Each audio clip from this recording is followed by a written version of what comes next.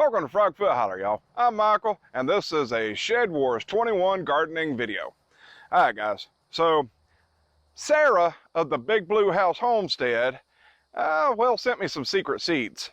And I planted 8 pots worth. And well, I got 3 to go really good, and I got 3 that have just decided to come up here recently. Not sure why, but they volunteered to go ahead and grow. And well, I believe I have come up with what they are. See guys, she kind of tricked me in a little way. And well, she gave me something that was easy to grow, but can be hard to germinate.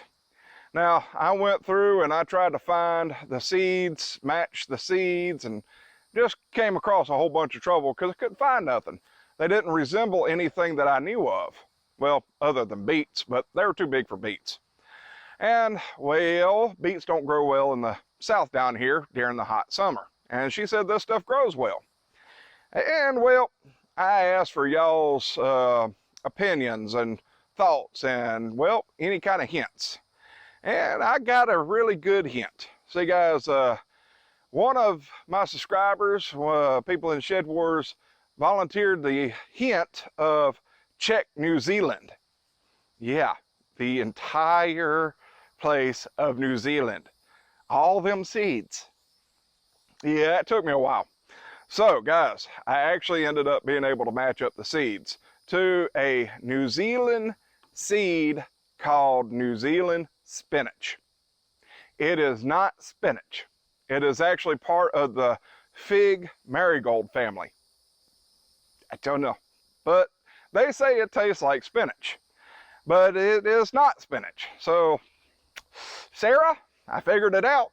However, that was mean. But the one thing about this is everything I've read about it says it's really hard to germinate. And I will admit, I was kind of curious if I was going to be able to get them to germinate. And well, as you can see, I was. But after that, everything I read says they're easy to grow. Just keep giving them a little bit of water. They're very drought resistant, but they do love water. They say that they're sweeter, or the leaves are sweeter, if they get plenty of water. So I'm going to make sure they get plenty of water because I don't like sour seeds. Blech.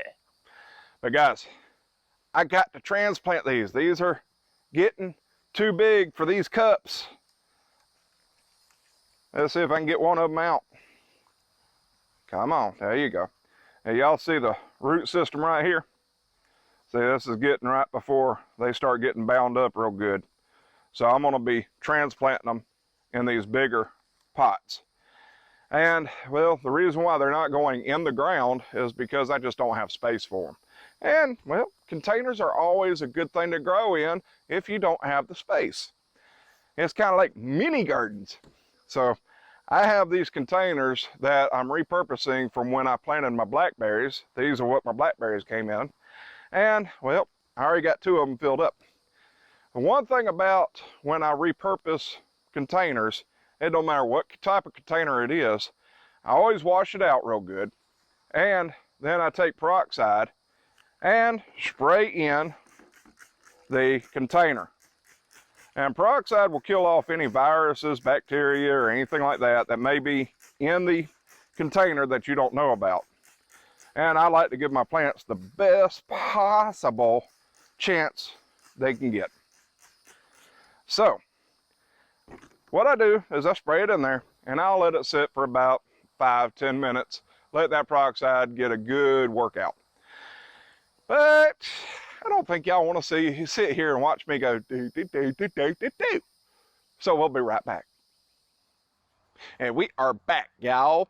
All right, so this thing is set for a few minutes, and I went ahead and filled it up with store-bought potting dirt. And the reason why I went with store-bought potting dirt is because, well, I didn't feel like making up any myself. It was a lot easier. I already had it on hand. Now, guys, I'm going to try to taste one of these and see what it tastes like. I'm kind of scared.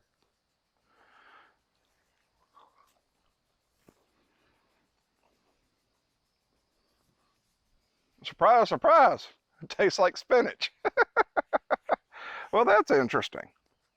So something that's part of the fig And marigold family tastes like spinach. That's very interesting. I have a bug on here. Get off the plant, bug. Kill the bug. I don't like bugs. I don't use pesticides, so bugs will tend to get on everything when you don't use pesticides. So what I'm actually going to do is I'm going to go ahead and dig me a nice little hole down here. Just like this. And I'm going to take it and hopefully pop out, there we go, pop out the plant just like that.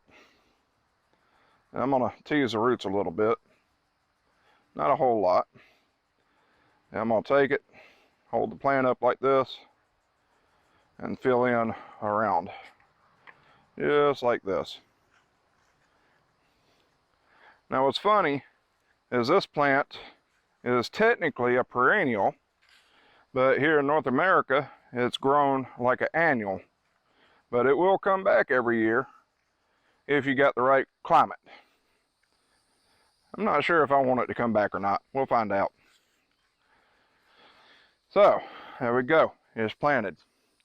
Now, here's a tip. Anytime that you're planting, you're stressing out the plants that you're transplanting. And, well, it can cause them to go a little wonky. So, my suggestion or my tip is plant or transplant in the late afternoon when the sun's gone down but you still have light.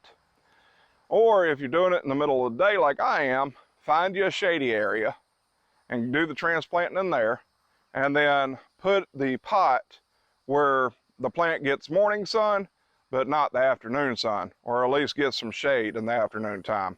Kind of reduce the stresses that are on that plant. Now with these little ones right here, I'm going to try and see if I can't get them to grow in these pots too. I ain't going to worry too much if they don't grow, because my main ones are these right here. So I'm going to break loose all the dirt that's around them. Try not to destroy any of the roots. That's about all there is to it, y'all. I'm going to dig me a little space over here. Let's see. Let's put it where y'all can actually see it. Let's do it right here. So I'm going to dig a small little space in right there.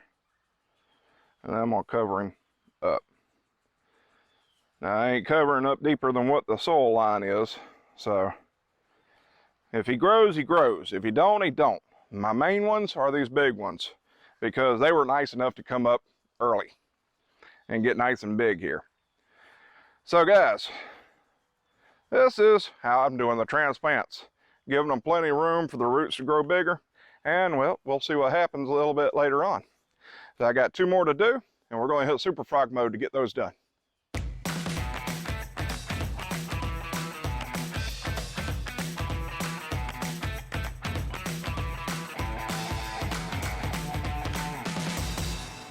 Alright guys, we're back from super frog mode. Now, before I put the soil into these pots, I did go ahead and wet it down real good, but it has drained some, dried out some in this hot sun today. And anytime I do a transplant, almost every time, I ain't gonna lie there, sometimes I don't do it, but almost every time I will go ahead and re-soak down the potting soil, or the soil that's in the ground.